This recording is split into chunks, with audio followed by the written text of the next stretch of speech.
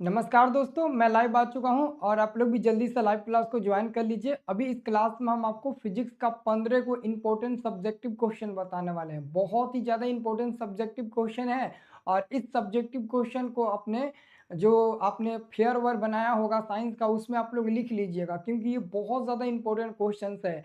ये सारा क्वेश्चन इस बार के बोर्ड एग्जाम के लिए बहुत इंपॉर्टेंट है। तो पहले आप लोग इस क्लास को शुरू से लेकर अंत तक करो। अगर इस क्लास को शुरू से लेकर अंत तक करते हो ना, तो ये क्वेश्चन पूरा ना आपको ऐसे ही याद हो जाएगा। बहुत ही मतलब है ना, इजी इजी क्वेश्चन है और बहुत इसका आंसर भी इजी है। आपको ना बहुत ही आसानी से ये हम याद करा देंगे इस क्लास में। और उसके बाद से आप लोग इसे कॉपी में ज़रूर लिख लीजिएगा और आज ही लिख लीजिएगा, इसको कल के भरोसा मत छोड़िएगा क्योंकि ये इंपॉर्टेंट प्रश्न है। अगर इंपॉर्टेंट नहीं रहता ना तो हम आपको पहले ही बता देते। ये इंपॉर्टेंट क्वेश्चन है, इसलिए इसे आप लोग कॉपी में लिख लीजिएगा, ठीक है ना। ये अंतिम आपका मौका है ऐसे क्वेश्चन को याद करने का, नहीं तो बार बार मौका हम आपको नहीं देंगे, ठीक है ना। इसलिए ये क्वेश्चन को आप लोग अच्छे तरीके से याद कर लीजिएगा, ठीक है। तो सब लोग जल्दी से आ जाइए, है ना। सर अभी से पढ़कर 400 नंबर ला सकते हैं, बिल्कुल ला सकते हैं, है ना। स्मार्ट तरीके से पढ़ाई करिए, बिल्कुल ला सकते हैं। तो आज के हम इस क्लास में अभी हम आपको 10th का फिजिक्स का बहुत ही इंपॉर्टेंट क्वेश्चन है, इसको हम आपको बताने वाले हैं। तो जल्दी से सभी लोग आ जाइए, वीडियो को लाइक कर दीजिए, शेयर वर कर दीजिएगा, चैनल को सब्सक्राइब कर लीजिएगा, ठीक है ना। बहुत ज़्यादा ये जितने भी क्वेश्चन हम आपको बताएंगे सभी क्वेश्चन को कॉपी में आपको लिख लेना है। सभी लोग अपने अपने कॉपी में इसे ज़रूर लिख लेना है ना। कॉपी में लिख लीजिएगा, जो भी आपका फेयर होगा उसमें लिख लीजिएगा। ये 15 को महत्वपूर्ण क्वेश्चन है आपके लिए। ये समझो कि पेपर में एकदम छप गया है, वही क्वेश्चन मैं धीरे से चुरा कर आपको बता रहा हूँ। तो बहुत ही ज़्यादा इंपॉर्टेंट है ये 15 को VVI सब्जेक्टिव क्वेश्चन, ठीक है। यस सर जी, राधे राधे जी। यस सर जी, नमस्ते। यस सर जी, चलिए, जय माँ सरस्वती। यस सर, चलिए ठीक है, ओके, शुरू करें। चलिए, आप लोग वीडियो को लाइक कर दीजिए, उसके बाद से शुरू करते हैं। सब लोग वीडियो को लाइक कर दीजिए, उसके बाद से शुरू करते हैं। इसके बाद से एक छोटा सा हम आपको एक वीडियो देंगे जो कि बहुत ही कमाल का आपके लिए वीडियो होने वाला है। अभी इस क्लास के बाद से एक शॉर्ट हम आपको वीडियो देंगे। उस वीडियो को देखने के बाद आपको ना बिना थैंक्स लिखे आप जाइएगा नहीं। अभी हम आपको इस क्लास के बाद से एक शॉर्ट वीडियो देंगे और उस शॉर्ट वीडियो में आप ज़रूर कमेंट करेंगे थैंक यू या फिर कुछ जरूर कमेंट करेंगे क्योंकि बहुत ही ज़्यादा लाजवाब वो शॉर्ट वीडियो होने वाला है, इसी चैनल पर आपको मिलेगा, ठीक है। तो चलिए शुरू करते हैं, देखते हैं पहला नंबर क्वेश्चन क्या है। देखिएगा, बहुत ही अच्छे तरीके से ये आपको समझ में आ जाएगा। पहला नंबर आप सभी का क्वेश्चन है, आहार श्रृंखला क्या है, एक स्थलीय आहार श्रृंखला का उदाहरण दे। पहले आपको बताना है कि आहार श्रृंखला क्या है। आहार श्रृंखला का आपको क्या करना है, परिभाषा लिखना है, फिर उसका एग्जाम्पल देना है। तो यहाँ पर देखिए हम परिभाषा लिखे हैं, आहार श्रृंखला वह क्रम है जिसमें जीव एक दूसरे को भोजन के रूप में ग्रहण करते हैं और इस प्रकार ऊर्जा और पोषक तत्वों का स्थानांतरण होता है। यह श्रृंखला उत्पादों यानी कि पौधों से शुरू होकर उपभोक्ताओं तक जाती है। कहने का मतलब है कि आहार श्रृंखला हम उसे कहते हैं जिसमें एक दूसरे से हम लोग ना भोजन प्राप्त करते हैं। एक दूसरे से हम लोग क्या करते हैं, भोजन प्राप्त करते हैं दोस्तों। और उसी से हम लोग क्या करते हैं, जो भी उसी से पोषण हमें मिलता है और उसी से हम लोग पोषण प्राप्त करते हैं। उसी से हम लोग क्या करते हैं, पोषण, ऊर्जा वगैरह ये सब प्राप्त करते हैं। जैसे कि आप ही बताओ, आप में से बहुत लोग मांस खाते होंगे, है ना, मांस खाते होंगे। तो हम लोग मछली खाते हैं कि नहीं खाते हैं। और कभी कभी दोस्तों आप देखते होंगे कि अगर समुद्र में किसी को अगर कोई मर जाता है, उसको दहवा दिया जाता है, तो वही शरीर को मछली चुन चुन कर खाने लगती है, खाती है कि नहीं। तो आप यहाँ पर समझ सकते हो, क्वेश्चन आंसर लिखा गया है कि आहार श्रृंखला वह क्रम है जिसमें जीव एक दूसरे को भोजन के रूप में ग्रहण करते हैं। एक जीव दूसरे जीव के रूप में भोजन के रूप में ग्रहण करता है। हम मछली को खाते हैं तो मछली भी तो हमें खाती है ना, खाती है कि नहीं खाती है। तो वही दोस्तों है और उसी को हम लोग आहार श्रृंखला हम लोग कहते हैं। और लिखें, और इस प्रकार ऊर्जा तथा पोषण तत्वों का स्थानांतरण होता है। यह श्रृंखला उत्पादकों यानी कि पौधों से शुरू होकर उपभोक्ताओं तक जाती है। जैसे कि स्थलीय आहार श्रृंखला की मैं बात करूं, स्थलीय आहार श्रृंखला यानी कि स्थल पर रहने वाले जो जीव होते हैं, अगर उनकी मैं आहार श्रृंखला की बात करूं तो घास को दोस्तों पहले हिरण खाएगी और हिरण को क्या खाएगा, तो दोस्तों शेर खा जाएगा, ठीक है ना। यानी कि शेर हिरण को खाता है तो जीवित रहता है है ना, ऊर्जा प्राप्त करता है। और हिरण क्या करता है, हिरण घास को खाता है, हिरण घास को खाती है तो जीवित रहती है ना, पोषक तत्व प्राप्त करती है, ऊर्जा प्राप्त करती है। तो कह सकते हैं कि इसको हिरण खाती है और हिरण को शेर खा जाता है। तो ये हमारा स्थलीय आहार श्रृंखला हो जाएगा। इसमें दोस्तों घास क्या होता है, घास उत्पादक हो जाता है, घास क्या हो जाएगा, उत्पादक हो जाएगा। और हिरण क्या हो जाएगा, हिरण प्राथमिक उपभोक्ता हो जाएगा। उपभोक्ता, प्राथमिक उपभोक्ता, द्वितीय उपभोक्ता, तृतीय, चतुर्थ, ये सब आपको बताया गया है। तो हिरण को हम लोग प्राथमिक उपभोक्ता मानेंगे और शेर को क्या मानेंगे, तो द्वितीय उपभोक्ता मानेंगे, क्योंकि शेर मांस को खा जाता है। यानी कि शेर मतलब ना मांसाहारी होता है, क्योंकि ये हिरण को मारकर खा जाता है, इसलिए शेर द्वितीय उपभोक्ता में आ जाएगा। ठीक है ना। तो ये अगर नहीं भी लिखोगे तो चलेगा, ये यदि आप नहीं भी लिखते हैं ना चलेगा, बस क्वेश्चन पूछा है, परिभाषा लिखो और एक स्थलीय आहार श्रृंखला का एग्जाम्पल दो। तो यहाँ पर हमने एग्जाम्पल दे दिया, बस यहाँ तक आप लोग लिख सकते हो, यहाँ तक लिखना जरूरी है। बाकी ये समझने के लिए मैंने आपको बता दिया कि चलो हम आपको समझा भी देंगे। ठीक है। अब देखिएगा अगला प्रश्न, दूसरा नंबर क्वेश्चन है, ओजोन के अवक्षय का क्या कारण है, इसके हानिकारक प्रभाव क्या है। दोस्तों दो को बताना है, ओजोन के अवक्षय का क्या कारण होता है और इसके हानिकारक प्रभाव क्या है। आप लोग देखे होंगे बहुत सारे वीडियो में हम आपको बताए होंगे फिजिक्स के क्वेश्चन में कि ओजोन परत के अवक्षय का मुख्य कारण क्या होता है। तो मुख्य कारण होता है CFC। CFC का मतलब होता है क्लोरोफ्लोरोकार्बन, सिंपल में वही रहता है, ऑब्जेक्टिव में ना ऑप्शन में वही रहता है। तो आप उसके अलावा और एक दो लिख सकते हैं, जैसे कि ओजोन अवक्षय का कारण है CFC यानी कि क्लोरोफ्लोरोकार्बन। नाइट्रोजन डाइऑक्साइड भी हो जाएगा, नाइट्रोजन डाइऑक्साइड भी हो जाएगा, जैसी मानव निर्मित गैसें हैं जो ओजोन अणुओं को नष्ट करती है। दोस्तों मतलब कि ओजोन अणुओं को नष्ट करने के लिए CFC हो जाएगा, CFC क्या हो जाएगा, CFC गैस हो जाएगा। और उसके बाद से क्या है, नाइट्रोजन डाइऑक्साइड N2 हो जाएगा, है ना, N2 हो जाएगा, नाइट्रोजन डाइऑक्साइड हो जाएगा ना। तो ये जितने भी होते हैं ना, ये गैस जो होते हैं वो अणुओं को नष्ट करते हैं, ओजोन अणुओं को। तो इतना आप लोग लिख देना, इसका कारण लिख देना। और उसके बाद से पूछा इसके हानिकारक प्रभाव क्या है, तो लिखिएगा यहाँ पर आप लोग लिखिएगा सभी लोग कि ओजोन अवक्षय के हानिकारक प्रभाव।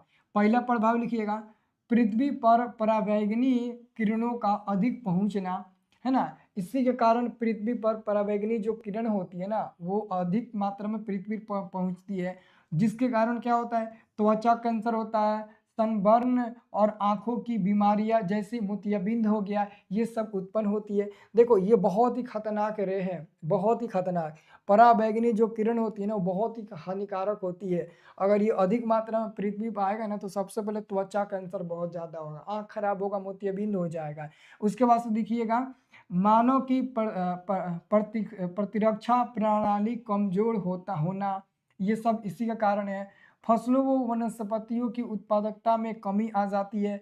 समुद्री पारिस्थितिकी तंत्र में प्लवकों को नुकसान, जिससे खाद्य श्रृंखला प्रभावित होती है। तो ये आपको लिखना है, ये बहुत ही इंपॉर्टेंट क्वेश्चन है, इसको ना हर कोई कॉपी में जरूर लिखना, फेयर वाले कॉपी में। ये बहुत ही इंपॉर्टेंट है, बहुत ज़्यादा इंपॉर्टेंट है। इंस्टाग्राम पर हम आपको एक रील्स छोड़े होंगे जिसमें ये इंपॉर्टेंट क्वेश्चन उसमें होगा, जिसका आंसर नहीं होगा तो वही उसका आंसर बता रहे हैं। ठीक है ना, जिसमें सिर्फ आपको गेस क्वेश्चन दिए थे तो उसी का ये आंसर है। तो बहुत अच्छे से इसे आप लोग नोट कर लीजिए। अगला क्वेश्चन है, तीसरा नंबर आप सभी का, जैविक आवर्धन से आप क्या समझते हैं। जैविक आवर्धन से आप लोग क्या समझते हैं, तो इसका उत्तर आप लोग लिखिएगा। जैविक आवर्धन का अर्थ है कि जहरीले रसायन भोजन श्रृंखला में आगे बढ़ते बढ़ते अधिक मात्रा में जमा हो जाते हैं। पौधों से शुरू होकर ये रसायन जानवरों और अंत में मनुष्यों तक पहुंचते हैं, जहां इनका प्रभाव सबसे अधिक होता है। देखिए जैविक आवर्धन का मतलब होता है दोस्तों कि जैविक आवर्धन का मतलब होता है जहरीले जो रसायन होते हैं ना वो भोजन श्रृंखला में आगे बढ़ते बढ़ते अधिक मात्रा में जमा हो जाते हैं। पौधों से ये शुरू होते हैं और पौधों से शुरू होकर पहले जानवरों में जाते हैं, उसके बाद से मनुष्यों में आ जाते हैं, क्योंकि पेड़ पौधों की टहनी को जानवर खाते हैं और हम लोग जानवर को मारकर खा लेते हैं, तो ये डायरेक्ट हमारे अंदर आ जाती है दोस्तों, ठीक है ना। ये हमारे अंदर ज़्यादा जहरीले रसायन आ जाती है, जिससे कि हम लोग बीमार पड़ जाते हैं, मृत्यु भी हो सकती है। तो ये आपको याद रखना है। अगला हमारे पास क्वेश्चन है, ध्यान से देखिएगा। अगला क्वेश्चन है चौथा नंबर आप सभी का, पोषी स्तर क्या है? एक आहार श्रृंखला का उदाहरण दीजिए। पोषी स्तर क्या है और आपको एगो आहार श्रृंखला का उदाहरण देना है। तो यहाँ पर हम एक आहार श्रृंखला का उदाहरण भी दे दिए हैं और पोषी स्तर क्या है लिखे हैं। देखिए, पोषी स्तर आहार श्रृंखला में जीवों की वह स्थिति है जो उनके भोजन और ऊर्जा प्राप्त करने के तरीके को दर्शाता है।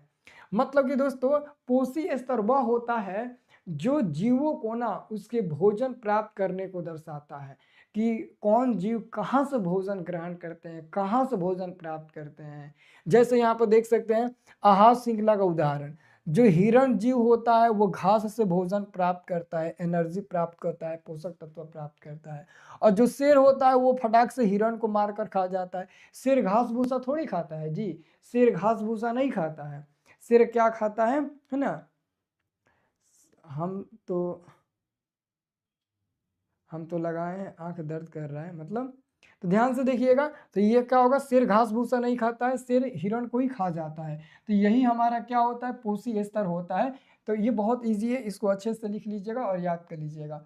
पांचवा देखो, पांचवा छठवा सातवां, इनमें से दो प्रश्न आपके पेपर में रहेगा, एगो प्रथम पाली में एगो द्वितीय पाली में। दो प्रश्न आपके पेपर में रहेगा, पांचवा छठवा सातवां, अच्छे से याद करना है। नाभिकीय संलयन से आप क्या समझते हैं? नाभिकीय संलयन से आप क्या समझते हैं? इसका उत्तर होगा, नाभिकीय संलयन वह प्रक्रिया है जिसमें दो हल्के परमाणु नाभिक आपस में मिलकर एक भारी नाभिक बनाते हैं। इस प्रक्रिया में बहुत अधिक ऊर्जा निकलती है, जैसे सूर्य में होता है। मतलब कि दोस्तों, नाभिकीय संलयन आप किसे कहेंगे? तो नाभिकीय संलयन वह प्रक्रिया होती है जिसमें दो हल्के परमाणु नाभिक मिलकर एक भारी परमाणु नाभिक बनाते हैं। मतलब कि दो हल्के परमाणु नाभिक मिलकर एगो बहुत भारी नाभिक बनाते हैं, और इसी प्रक्रिया को हम लोग नाभिकीय संलयन कहते हैं। और जब भारी बनेगा नाभिक तो वहां से ज्यादा ऊर्जा मिलेगा, जैसे हम एग्जाम्पल में सूर्य कह सकते हैं। तो ये हमारा हो जाएगा, इसको अच्छे से आप लोग लिख लीजिएगा। अगला है आपका 6 नंबर, नाभिकीय विखंडन। वो नाभिकीय संलयन था और ये है आपका नाभिकीय विखंडन। नाभिकीय विखंडन वह प्रक्रिया है जिसमें एक भारी परमाणु नाभिक टूटकर दो या दो से अधिक हल्के नाभिकों में विभाजित हो जाता है। इस प्रक्रिया में बहुत अधिक ऊर्जा निकलती है, जैसे कि परमाणु रिएक्टर और परमाणु बम। यानी कि उसी का जस्ट उल्टा है, उसमें दो हल्के परमाणु नाभिक मिलकर एगो मजबूत परमाणु नाभिक बनाते हैं। लेकिन यहाँ पर दोस्तों, एक भारी और मजबूत परमाणु नाभिक टूटकर दो या दो से अधिक परमाणु नाभिक में बिखर जाता है, और इसी प्रक्रिया को हम लोग नाभिकीय विखंडन कहते हैं। ठीक है। और जब बिखरता है तो इसमें से ऊर्जा बहुत निकलती है, जैसे कि परमाणु रिएक्टर, परमाणु बम। तो ये हमारा इसका उत्तर हो जाएगा। अगला प्रश्न देखिएगा, 7वां नंबर, ये तो सबको याद होगा। नवीकरणीय ऊर्जा स्रोत क्या है? इसके दो उदाहरण दीजिए। नवीकरणीय ऊर्जा स्रोत क्या होता है? तो जिस ऊर्जा को हम समापन योग्य मानते हैं, जिसको एक बार यूज करने के बाद दोबारा पुनः उपयोग नहीं कर सकते हैं, वही हमारा नवीकरणीय ऊर्जा स्रोत होता है। नवीकरणीय ऊर्जा स्रोत वे ऊर्जा स्रोत है जो सीमित मात्रा में होते हैं और एक बार समाप्त होने पर दोबारा शीघ्र उपलब्ध नहीं होते हैं। यानी कि नवीकरणीय ऊर्जा स्रोत वे ऊर्जा स्रोत होते हैं जो सीमित मात्रा में होते हैं, जिसको समापन योग्य मानते हैं। जैसे कि हम ले लेते हैं कोयला सीमित मात्रा में है हमारे भारत में, हमारे पृथ्वी पर। वैज्ञानिकों का अनुमान है कि आने वाला 200 वर्ष में जो कोयला है वो पृथ्वी से हमेशा हमेशा के लिए समाप्त हो जाएगा। ये समापन योग्य है। और दूसरा तरीका आप ये समझ सकते हो, जब कोयला का हम एक बार उपयोग कर लेते हैं, कोयला पर खाना वाना मिठाई उठाई बना लेते हैं हम लोग, तो जला हुआ कोयला को हम लोग फेंक देते हैं, क्योंकि उससे आग नहीं निकलता, उसका कोई काम अब नहीं होता, इसलिए फेंक देते हैं। पेट्रोलियम, जब एक बार पेट्रोल जल जाता है, गाड़ी में डालते हैं, खत्म हो जाता है तो दोबारा हम लोग नया ही लाते हैं पेट्रोल, मतलब कि फिर से हम पेट्रोल डलवाते हैं। तो ये सब आपका हो जाएगा, ठीक है। प्राकृतिक गैस भी हो जाएगा, यानी कि नेचुरल जो गैस होता है आपका, जो नेचुरल आपका गैस होता है, नेचुरल गैस, तो नेचुरल आपका गैस भी हो जाएगा, इनकी प्राकृतिक गैस भी हो जाएगा। अगला क्वेश्चन है आपका 8 नंबर, नाभिकीय ऊर्जा से आप क्या समझते हैं। 8वां नंबर आपका प्रश्न है कि नाभिकीय ऊर्जा से आप क्या समझते हैं। सर आप लिखे हैं फिजिक्स पढ़ा रहे हैं जीव विज्ञान। अरे भैया ये जीव विज्ञान है जी, कौन बोल रहा है जी जीव विज्ञान है, ये जीव विज्ञान पढ़ा रहे हैं। अरे भैया फिजिक्स है, ये फिजिक्स से जीव विज्ञान नहीं है, ये फिजिक्स से है, जीव विज्ञान नहीं है, ठीक है। चलिए, तो नाभिकीय ऊर्जा से आप क्या समझते हैं, तो इसका उत्तर आप लोग लिखिएगा। नाभिकीय ऊर्जा वह ऊर्जा है जो परमाणु के नाभिक में होने वाली अभिक्रियाओं जैसे कि नाभिकीय विखंडन या संलयन के दौरान निकलती है। इसका उपयोग विद्युत उत्पादन और परमाणु ऊर्जा संयंत्रों में किया जाता है। मतलब कि दोस्तों नाभिकीय ऊर्जा आप क्या, नाभिकीय ऊर्जा से हम क्या समझते हैं, तो जब दोस्तों नाभिकीय संलयन और नाभिकीय विखंडन की प्रक्रिया होती है, तो जब नाभिकीय विखंडन में कोई एक भारी नाभिक परमाणु टूटता है तो एनर्जी निकलता है।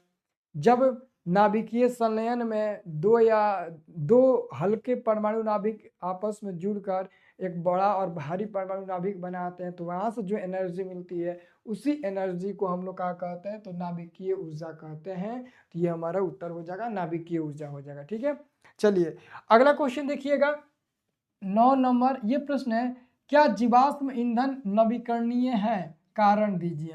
क्या जीवाश्म ईंधन नवीकरणीय है, तो लिखेंगे हम लोग आंसर में नहीं, जीवाश्म ईंधन नवीकरणीय नहीं है, क्योंकि इनके बनने में लाखों वर्ष लगते हैं और इन्हें समाप्त होने पर कम समय में दोबारा नहीं बनाया जा सकता है।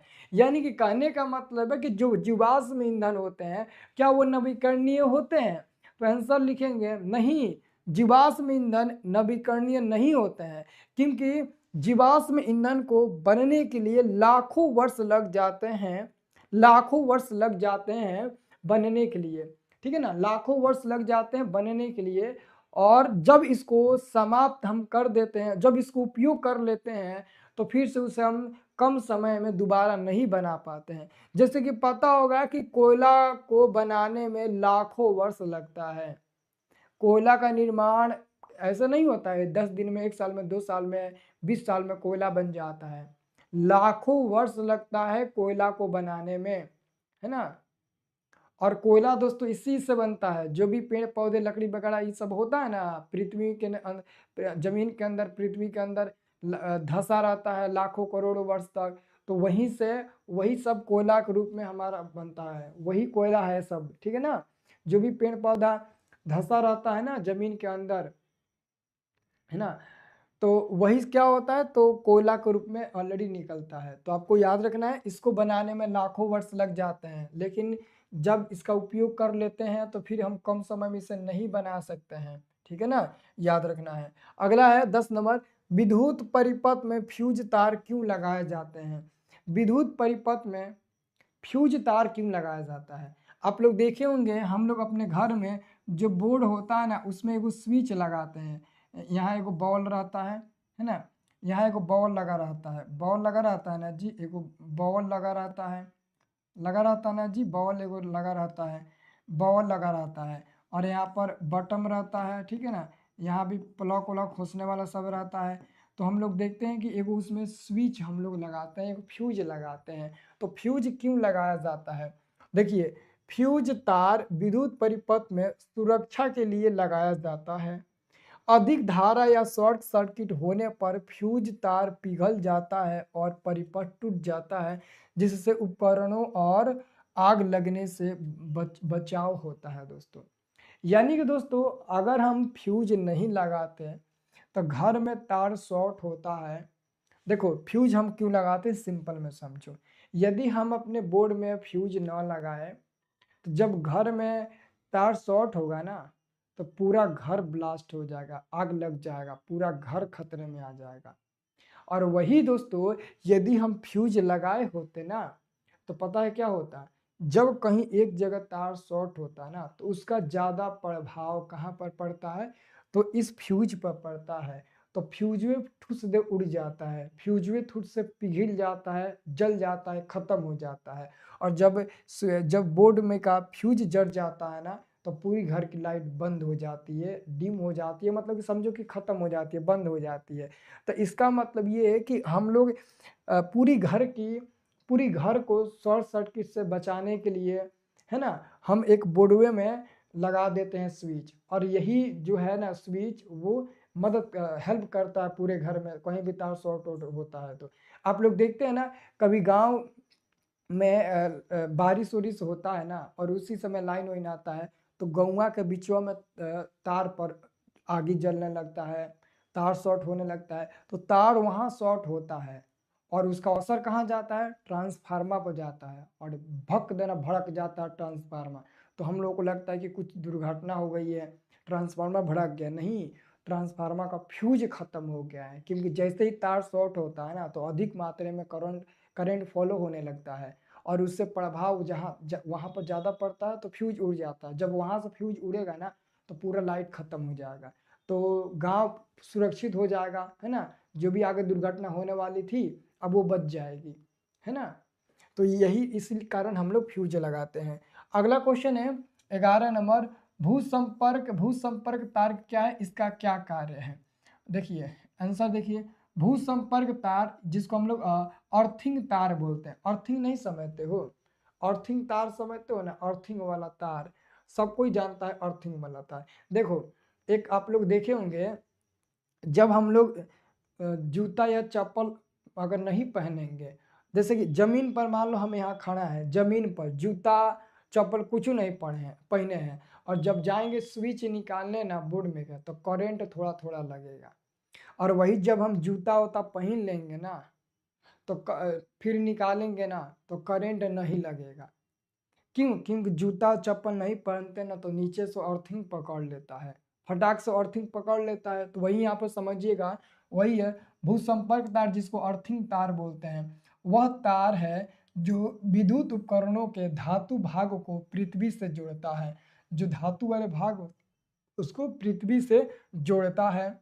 इसका कार्य, यह लीकेज धारा को जमीन में भेज देता है, जिससे करंट लगने से सुरक्षा मिलती है, जिससे करंट लगने से क्या होती है, सुरक्षा मिलती है दोस्तों, है ना। तो यही इसका कार्य है। अगला क्वेश्चन है 12 नंबर, प्रत्यावर्ती धारा और दिष्ट धारा में अंतर स्पष्ट करें। प्रत्यावर्ती धारा और दिष्ट धारा में आपको क्या करना है, क्या करना है, प्रत्यावर्ती धारा और दिष्ट धारा में अंतर स्पष्ट करना है। ठीक है, चलिए तो इसको दो भागों में ऐसे हम लोग बांट लेंगे, दो भागों में। एक भाग हमारा प्रत्यावर्ती धारा हो जाएगा और एक भाग हमारा दिष्ट धारा हो जाएगा। इधर लिखेंगे इसमें धारा का मान दिशा समय के साथ बदलता है, इसमें धारा का मान तथा दिशा समय के साथ बदलता है। इसमें केवल धारा का मान बदलता है, ठीक है, इसमें केवल धारा का मान बदलता है। इसे आसानी से उत्पन्न किया जा सकता है, इसे आसानी से उत्पन्न नहीं किया जा सकता है। यह आसानी से डीसी में बदल सकता है। डीसी का मतलब होता है डायरेक्ट करंट, यानी कि एसी को डीसी में आसानी से बदला जा सकता है।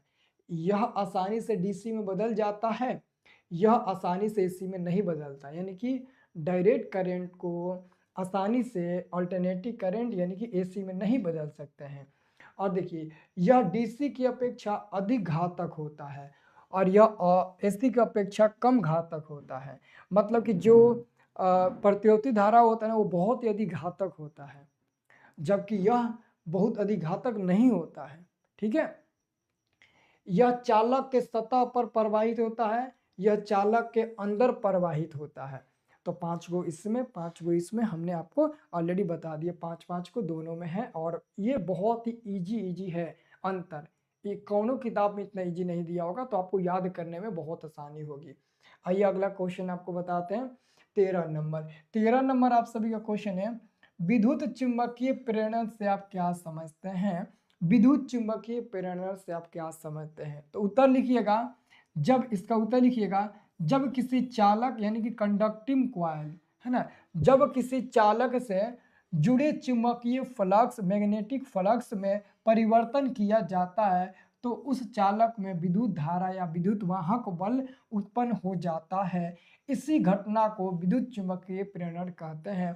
यानी कि सिंपल में समझो, जब किसी चालक से जुड़े चुंबकीय फ्लक्स में परिवर्तन किया जाता है तो उस चालक में विद्युत धारा या विद्युत वाहक बल उत्पन्न हो जाते हैं और इसी घटना को विद्युत चुंबकीय प्रेरण कहते हैं। और आपको याद होगा दोस्तों, विद्युत चुंबकीय प्रेरण का सिद्धांत माइकल फैराडे ने दिया था, यानी कि यह सिद्धांत माइकल फैराडे द्वारा प्रतिपादित किया गया था। यानी कि विद्युत चुंबकीय प्रेरण का सिद्धांत किस पर आधारित है? तो माइकल फैराडे, है ना, माइकल फैराडे। अगला है, इसी सिद्धांत पर जनरेटर, ट्रांसफार्मर, डायनेमो आदि यंत्र कार्य करते हैं। यानी कि माइकल फैराडे के ही इसी सिद्धांत पर, यानी कि विद्युत चुंबकीय प्रेरण के सिद्धांत पर ही जो जनरेटर होते हैं या फिर जो ट्रांसफार्मर होते हैं या जो डायनेमो होते हैं, वो चुंबकीय विद्युत चुंबकीय प्रेरण के सिद्धांत पर ही कार्य करते हैं, जो कि माइकल फैराडे ने दिया था।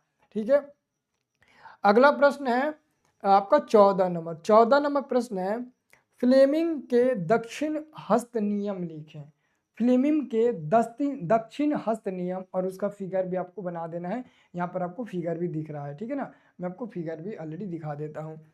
फ्लेमिंग के दक्षिण हस्त नियम आपको लिखना है, ठीक है। तो ये देखिए, ये हमारा हो जाएगा फ्लेमिंग का दक्षिण हस्त नियम, ये हो जाएगा फ्लेमिंग का दक्षिण हस्त नियम हो जाएगा। अब इसको पढ़िए, देखिए, अपने दाहिने हाथ की तर्जनी, दाहिना, दाहिना कौन है? ये है दोस्तों, देख लीजिए, ये देख सकते हैं, ऐसे दाहिना का ऐसे किया गया, ऐसे किया गया है, देखिए ऐसे किया गया है, ऐसे ये और ये ऐसे करके देखो, ऐसे करके देखो, ऐसे एकदम किया गया है, देख रहे हो, एकदम ऐसे किया गया है, एकदम सीधा ऐसे किया गया है, सीधा और हाई दोनों ऐसे ऐसे किया गया है। तो दाहिने हाथ की तर्जनी, अपने दाहिने हाथ की तर्जनी, मध्यमा और अंगूठे को परस्पर लंबवत इस प्रकार फैलाए कि यदि तर्जनी प्रेरित चुंबकीय क्षेत्र की दिशा, अंगूठा चालक के गति की दिशा को व्यक्त करेगा तो मध्यमा चालक में प्रेरित विद्युत धारा की दिशा को व्यक्त करेगी। यानी कि दोस्तों, इसको आपको परपेंडिकुलर करना है, इसको एकदम परपेंडिकुलर करना है, इसको एकदम क्या करना है? परपेंडिकुलर करना, ऐसे करना है, परपेंडिकुलर, एकदम परपेंडिकुलर करना है। ठीक है, आप लोग करके देख लीजिए इसे, परपेंडिकुलर, और यही हमारा फिगर हो जाएगा। केवल इसे ही बना देना, ये बस दिखाया गया है ना कि कौन चुंबकीय क्षेत्र की दिशा को दर्शा रहा है, कौन किसकी दिशा को दर्शा रहा है। ठीक है ना, अब ध्यान से देख लीजिएगा, कह रहा है ना, तर्जनी चुंबकीय क्षेत्र की दिशा को दर्शा रहा है, तो अंगूठा चालक की गति को दिशा दिखा रहा है, चालक की गति को दिखा रहा है, और वही मध्यमा जो है वो प्रेरित विद्युत धारा की दिशा को दिखा रहा है। ठीक है ना, तो ये हमारा हो जाएगा, ये फिगर आप लोग बना लीजिएगा। अगला हमारा क्वेश्चन है 15 नंबर क्वेश्चन है, विद्युत मोटर के सिद्धांत को लिखें। विद्युत मोटर के सिद्धांत को लिखना है कि विद्युत मोटर क्या है, बस उसके सिद्धांत को लिख देना है। हम लोग जानते हैं दोस्तों, विद्युत मोटर क्या होता है? तो विद्युत मोटर एक ऐसा यंत्र होता है जो विद्युत मोटर को यांत्रिक ऊर्जा, जो विद्युत ऊर्जा को यांत्रिक ऊर्जा में बदल देता है। विद्युत मोटर एक ऐसा सिद्धांत होता है जो विद्युत ऊर्जा को यांत्रिक ऊर्जा में बदल देता है। विद्युत मोटर एक ऐसी युक्ति है जो विद्युत ऊर्जा को यांत्रिक ऊर्जा में परिवर्तित कर देती है। विद्युत मोटर का उपयोग विद्युत पंखे में, कपड़ा धोने का जो मशीन होता है ना, रेफ्रिजरेटर इत्यादि में किया जाता है दोस्तों। अब हम आपसे एक सीधा सा और एक सरल सवाल पूछ रहे हैं कि विद्युत मोटर किस सिद्धांत पर कार्य करता है? ये किस सिद्धांत पर कार्य करता है? किस सिद्धांत पर, कोई बता सकता है किस सिद्धांत पर कार्य करता है? ये भी लिखना, लिख दीजिएगा, हम हमसे छूट गया है। विद्युत मोटर किस सिद्धांत पर कार्य करता है? कोई बता सकता है कि जो विद्युत मोटर होता है वो किस सिद्धांत पर कार्य करता है? चलिए, विद्युत मोटर किस सिद्धांत पर कार्य करता है?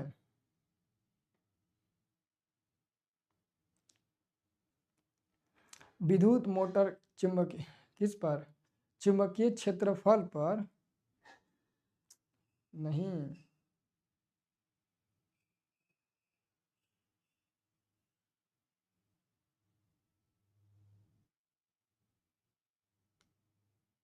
चुंबकीय क्षेत्रफल पर नहीं। चुंबकीय क्षेत्रफल कौन बोल रहा है जी? विद्युत चुंबकीय प्रेरण के क्षेत्रफल पर। किस पर? विद्युत चुंबकीय प्रेरण के क्षेत्रफल पर क्या होगा? विद्युत विद्युत क्या होगा? विद्युत चुंबकीय विद्युत चुंबकीय विद्युत चुंबकीय प्रेरण के क्षेत्रफल पर के क्षेत्रफल पर। सही है बोले हो, क्षेत्रफल पर, है ना? हाँ तो ये आपको लिख लेना है, ठीक है? ये बहुत ज्यादा इंपॉर्टेंट क्वेश्चन था, ठीक है? चलिए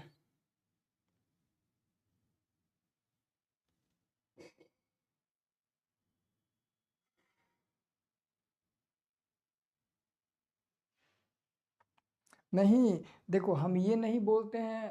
देखो कोई बोल रहा है कि सर आप बोलते हैं कि साथ साथ लिखिए। हम इसको जो सब्जेक्टिव पढ़ाते हैं ये सब उसमें बोलते हैं साथ साथ में लिखने के लिए। हम अब तक एक ही वीडियो में बोले हैं जब मैथ का लॉन्ग क्वेश्चन पढ़ाते हैं फिगर वाला कि साथ साथ में फिगर बनाओ। मैं जो रिपीट कर रहा हूँ वही तुम भी रिपीट करो और मेरे साथ साथ उस फिगर को बनाओ वहाँ पर। इसको साथ साथ बनाओगे तो मामला का बड़ा जाएगा ना। इसको पढ़ो साथ में, साथ मिलकर पढ़ो, समझो, पढ़ो, रिवीजन करो। मैं जो इसमें पढ़ रहा हूँ वही तुम भी अपने मन में पढ़ो, है ना? तुम भी, मैं पढ़ रहा हूँ विद्युत मोटर एक ऐसी युक्ति है जो विद्युत ऊर्जा को यांत्रिक ऊर्जा में परिवर्तित कर देती है। तो तुम भी पढ़ो, तुम भी यही शब्द को, यही वाक्य को तुम भी रिपीट करो। लिखने के लिए थोड़ी बोलते हैं। हम बोले हैं कि बाद में इसे लिख लेना, ठीक है? बाद में इसे लिख लेना, ठीक है? और तुम लोग का चलवा नहीं आया। अभी जो ज्यादा बोल रहा था वो लड़का, वो कहाँ गया? सर प्रैक्टिकल कभी किस तारीख को जमा होगा? बताए नहीं थे जनवरी में 20 तारीख को डेट आया है। 20, 21, 22 3 दिन आपका प्रैक्टिकल जमा होगा। जनवरी में आपका जमा होगा प्रैक्टिकल। चलिए सर जी आपका आंसर उतना अच्छा नहीं है। आंसर वो अच्छा बुरा होता है काजी, हम तो पहला बार आपसे सुन रहे हैं। आंसर वो अच्छा बुरा होता है। अच्छा बुरा ये तो पहली बार हम सुन रहे हैं जी। चलो ठीक है। जो कोई बोला है सर आपका आंसर उतना अच्छा नहीं है तो कल मैथ पढ़ाएंगे, ठीक है? महाकाल सीरीज के 10वां क्लास लेंगे और कल 10वां क्लास लेंगे। उसमें मैथ का फिगर बनाएंगे या मैथ का कोनो क्वेश्चन बताएंगे। तब उसको कहिएगा कि सर आपका आंसर उतना अच्छा नहीं है। तो अच्छा कौन होता है, कैसे होता है, उससे पूछा जाएगा मैथ में। मैथ में पूछा जाएगा कि आंसर अच्छा कौन होता है। हाँ, कल उससे पूछा जाएगा। नहीं, प्रैक्टिकल जमा होने का प्रैक्टिकल का डेट जो है वो 20 जनवरी, 21 जनवरी, 22 जनवरी है। 3 दिन है। 20, 21, 22 3 दिन है। इधर थोड़ी है। और पैसा वैसा मत देना किसी को। प्रैक्टिकल के लिए पैसा वैसा मांगेगा। तुम्हारे स्कूल में कितना मांग किया जा रहा है पैसा का, पता किए हो? कितना पैसा मांगा जा रहा है प्रैक्टिकल के लिए? 200, 100 रुपये, 150, 300, कितना? बहुत स्कूल में एक भी नहीं लगता है। और